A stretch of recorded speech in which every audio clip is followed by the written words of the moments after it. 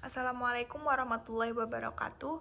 Perkenalkan, saya Hovifa Aisyah dengan NIM 30101900111 dari Prodi Kedokteran Umum Angkatan 2019, Fakultas Kedokteran Universitas Islam Sultan Agung Semarang. Pada kesempatan kali ini, saya akan menjelaskan mengenai penggunaan bahasa Indonesia baku. Yang pertama, saya akan menjelaskan mengenai definisi dari bahasa Indonesia baku.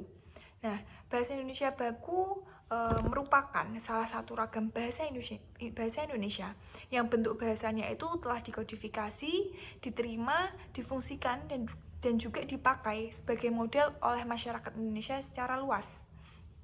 Nah, bahasa Indonesia baku sendiri itu juga memiliki 4 fungsi. Yang pertama itu fungsinya sebagai pemersatu, kedua sebagai penanda kepribadian, ketiga sebagai penambah wibawa, dan juga yang keempat sebagai kerangka acuan. Nah, dari fungsi yang pertama, bahasa Indonesia baku itu berfungsi sebagai pemersatu. Nah, bahasa Indonesia baku itu mengikat kebinekaan rumpun dan bahasa yang ada di Indonesia dengan mengatasi batas-batas kedaerahan. Nah, bahasa Indonesia baku itu merupakan wahana atau alat dan juga pengungkap kebudayaan nasional yang utama. Nah, yang kedua, bahasa Indonesia baku itu berfungsi sebagai penanda kepribadian.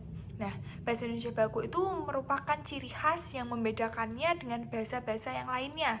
Bahasa Indonesia baku juga memperkuat perasaan kepribadian nasional masyarakat bangsa Indonesia, dan dengan bahasa Indonesia baku itu kita dapat menyatakan identitas kita bahwa kita adalah masyarakat Indonesia. Nah, selanjutnya bahasa Indonesia baku itu juga sebagai penambah wibawa. Nah, pemilihan bahasa Indonesia baku itu akan membawa serta wibawa. Nah, dan juga fungsi pembawa wibawa ini tuh berkaitan dengan usaha yang mencapai kesederajatan dengan peradaban lain yang dikagumi melalui pemerolehan bahasa baku.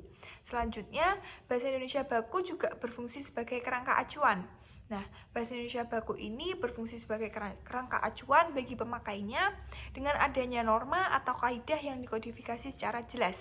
Nah, norma atau kaidah bahasa Indonesia baku itu menjadi tolak ukur pemakaian bahasa Indonesia baku secara benar. Oleh karena itu, penilaian pemakaian bahasa Indonesia baku itu dapat dilakukan.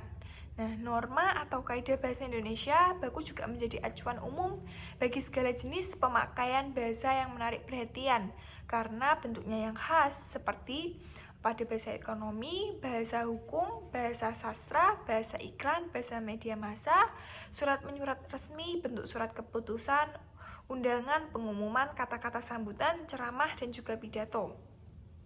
Nah, selanjutnya saya akan menjelaskan mengenai pemakaian bahasa Indonesia baku dalam beberapa konteks, yaitu contohnya pemakaian bahasa Indonesia baku digunakan dalam komunikasi resmi, yaitu seperti dalam surat menyurat, pengumuman-pengumuman yang dikeluarkan oleh instansi resmi, perundang-undangan, penamaan, dan juga peristilahan resmi.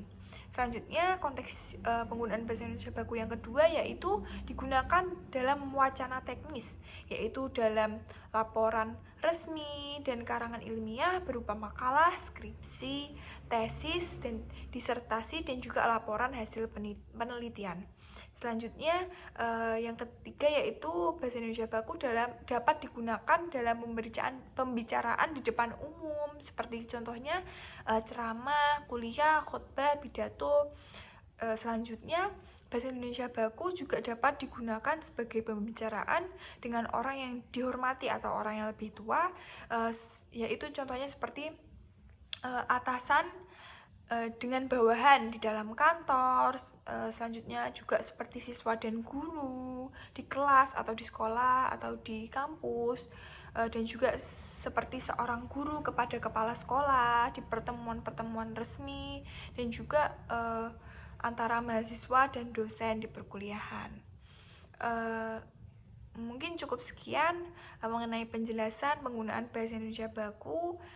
Jadi yang sudah saya jelaskan tadi mengenai pengertian, fungsi, dan juga penggunaan bahasa Indonesia baku dalam beberapa konteks.